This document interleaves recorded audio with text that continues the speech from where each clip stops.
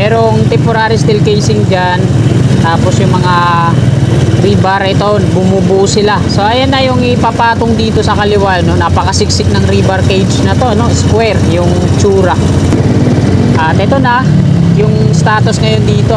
Ito yung sa dumduma, tapos CRBC. So nag-pouring na nga sila sa mga slab dyan, taas at baba. Yung mga rebar cage naman dito sa kaliwa natin, ito yung sa on-ramp at off-ramp na ginagawa ng Bauer. Nimulan ko to, walang naniniwala sa paligid ko. Ano? Magandang hapon Luzon, Visayas at Mindanao at maging sa mga kababayan natin dyan sa abroad, mga OFW, immigrants. Magandang hapon po sa inyong lahat. Araw po ngayon ng Sabado, no? Ika-3 po ng Nobyembre taong 2024 at ika-4 na po ng hapon. So nandito po tayo sa kabahan ng Quirino Avenue northbound. Sa likod lang po natin yung Nagtahan Interchange, Plaza Dilaw at Plaza Azul naman yan sa unahan. At ito yung Skyway Stage 3. Kaya naman yung NCR, PNR, tulay po yan dyan, no? At ito parang sa PNR din to dito, no? NCR, ayan yung bakod, tapos may bakod din doon, patungo yan doon sa may Pandakan Station. At ayan yung i-update natin mga kasikap ngayong hapong ito.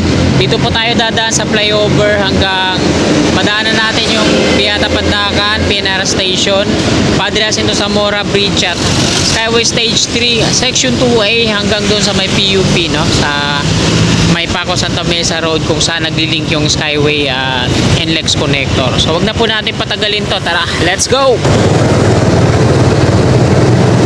Holiday po ngayon mga sikap, Bonifacio Day. So happy holidays po sa lahat. So ito po yung Plaza Azul. Ayan na yung ano dito. So wala pa senyales dun sa proyekto na para dyan yung pangako nila, no, yung gagawin daw dito.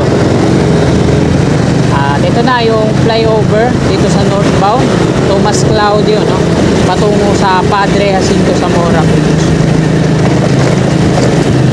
Skyway Stage 3 double decker sa kaliwa. So dito sa baba naman yung PNR, no, galing dyan sa Piata Pandakan. May bakod na po yan dyan.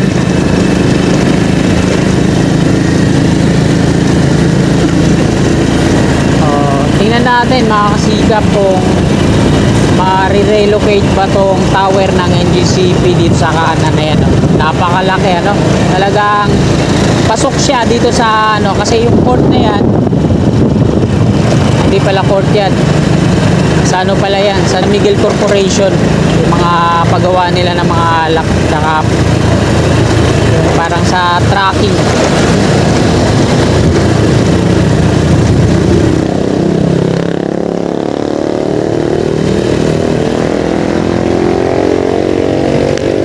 May nakatira dito sa gilid, may mga alaga pang manok, ganun din dito sa kaliwa. So, nung nakarang update natin, meron ng mga heavy equipment ng NCR dito sa kaliwa, no? At nagdi-drill sila. Meron silang board piling machine. Tapos may mga rebar cage. 3 ata, kung di ako nagkakamali dyan, na nakakuna natin nung nakaraan.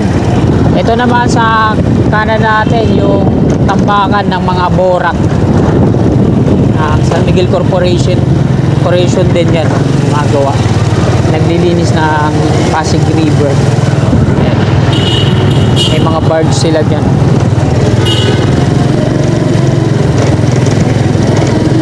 Ayan yung mga heavy equipment dito.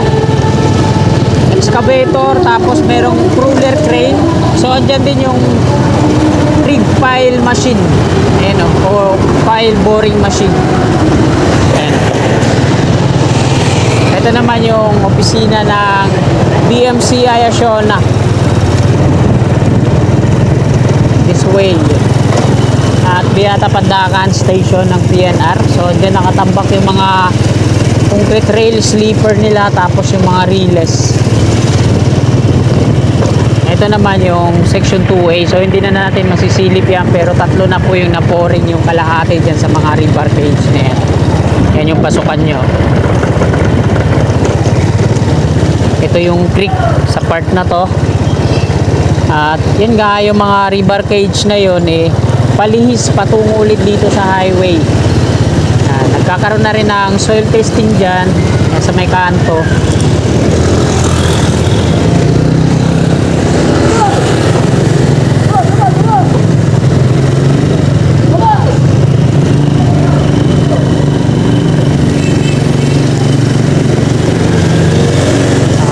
Malaki din naman ang maliles nila sa right of way kung dito nila padadaanin yung viaduct ng Skyway Section 2A, no? At kukunti lang yung makukuha nilang bahay dito sa kanan para dun sa mismong tutumbukin nila yung gitna, talagang marami yung maapektuhang pamilya at maraming mga magigibang bahay, unlike kung dito nila padadaanin. So isang bahay sapat na. Padre Jacinto Zamora Bridge o Nagtahan Bridge Link number 3. NSCR sa kaliwa natin. Nagkakaroon din dyan ng mga soil testing. Yung mga vandalismo dito sa parapet wall niya sa kanan, maging sa kaliwa. Yan, pininturahan na. So sana maging maayos na dito, no? Yung mga nandiyan na lang, yung mga markings. Sana maging malinis na at hindi na umepal yung mga kababayan nating mga artist na wala sa lugar. Pasig River po ito, patungong Pasig. Sa kabila naman yung patungong Manila Bay.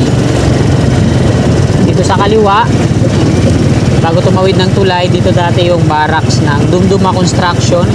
So lumipat na sila dun sa may Tomas Claudio, sa ilalim ng Skyway Stage 3. Mula dito, tanaw natin yung bakod ng NSCR. At parang matraffic ngayon dito, ano?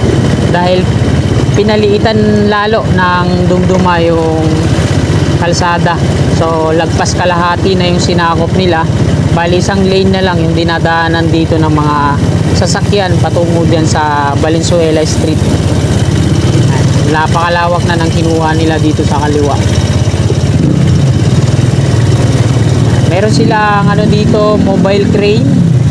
Yan, ginagamit nila sa mga lifting dito sa naglalaki ang mga steel bar. Ito yung barracks nila dito. Ayan na lang, ganyan na lang kalaki, no? Ano na lang, lona.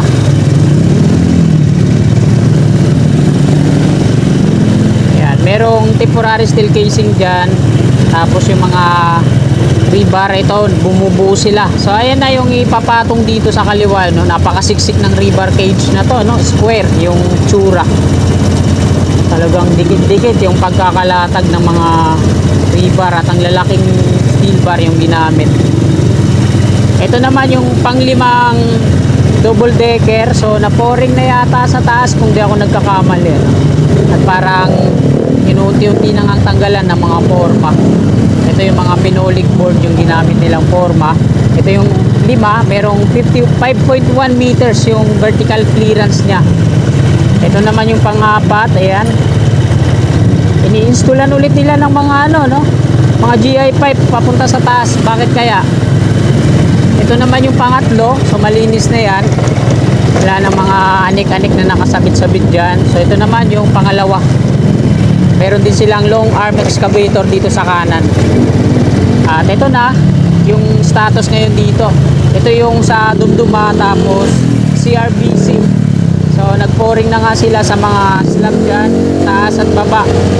Yung mga rebar cage naman dito sa kaliwa natin, ito yung sa on-ramp at off-ramp na ginagawa ng Bauer, no? Yan, napakaganda na ng development dito. So magkakaroon nga ng interchange. At di natin alam kung ano itatawag, kung Paco Santa Mesa interchange ba or Maui Oasis interchange. So di pa natin na yan. Yung mga kabayan dito sa kaliwa, ayan po yung phase 2 na madidemolish. Di Francisco yan, patungo dun sa Teresa. Dun sa mga kabayan na hindi pa nagigiba, ayan yung on-ramp. Magagaling yung on-ramp yan sa may gasolinahan patungo dito sa likuran natin, yung shoulder dito ng double decker ng Dumduma Construction, Skyway Section 2A. Yung off-ramp naman, ito yung sa kaliwa natin, yung apartment. Tapos pababang rampa na yan dito, kakanan dito sa patungong Valenzuela Street. So one way lang yung kalsada na to. Sinarado nila yung westbound, east lang yung pinagagana. Kita naman natin, oh.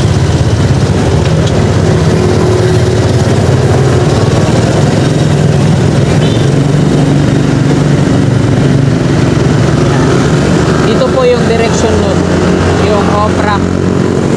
Pwede kayong dumiretso ng Cubao via Aurora Boulevard, at pwede rin kayong magtungo dito sa sa Ramon Magsaysay Boulevard. So ayan, rider lang yung nakakaalam sa ganyang senyales.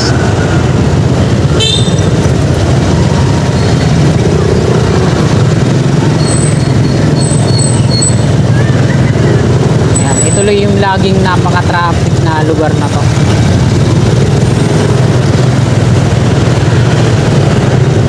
So, tsaka na tayo mangangamote. Hindi na muna tayo mangangamote dyan sa bangketa.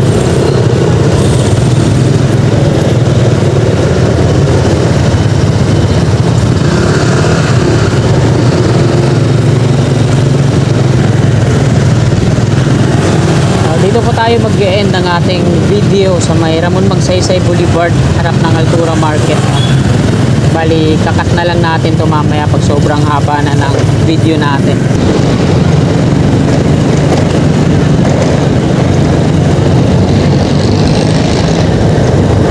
At dito na tayo sa Ramon Magsaysay Boulevard westbound. Altura Market na po yan dyan sa unahan natin. Yung flyover, ito yung footbridge tawiran mula dito sa west patungo dito sa east. Ito po yung boundary ng Santa Mesa at Sampaloc, Manila. Altura Market, ito. Ayan po yung mga madidemolish dyan, no? Magbabawas ng 10 metro sa widening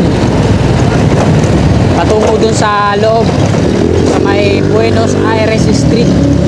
Ito naman yung viaduct na tumawid dito sa Ramon Magsaysay Boulevard. So yung entry niya dito yan sa kanan, no?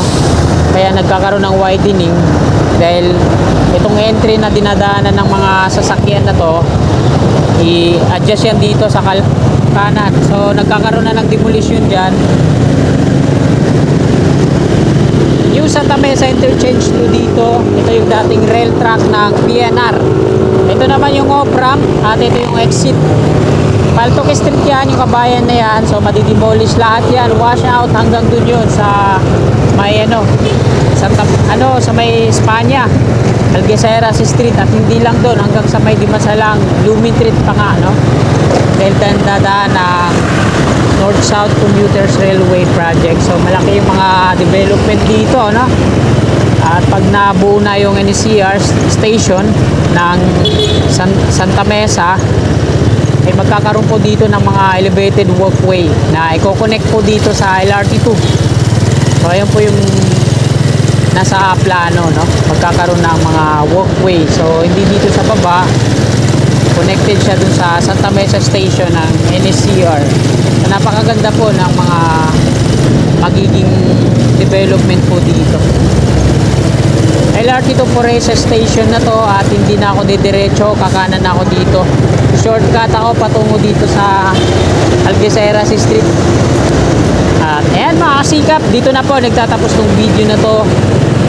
Maraming salamat po sa patuloy niyong suporta sa aking munting YouTube channel. Hanggang dito na lang, magandang hapon at God bless po sa ating lahat.